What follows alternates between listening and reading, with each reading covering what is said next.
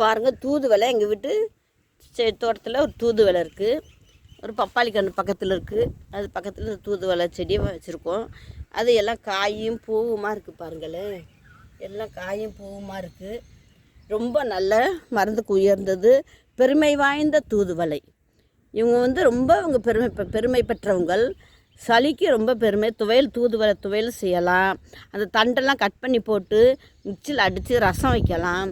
சூப்பாக வச்சு குழந்தைங்களுக்கு கொடுக்கலாம், தூதுவளை சூப்பு வச்சு. இது ரொம்ப ரொம்ப ரொம்ப ரொம்ப மருத்துவ குணம் நிறைஞ்சது, பெருமை வாய்ந்த தூதுவளை. இந்த தூதுவளை மழை சீசனில் நிறையா கிடைக்கும். கிடச்சிச்சின்னா விடாதீங்க. அது பூவோட அழகை பாருங்கள், பூ எப்படி இருக்குன்னு பாருங்கள், பூவோட அழகை பாருங்கள்.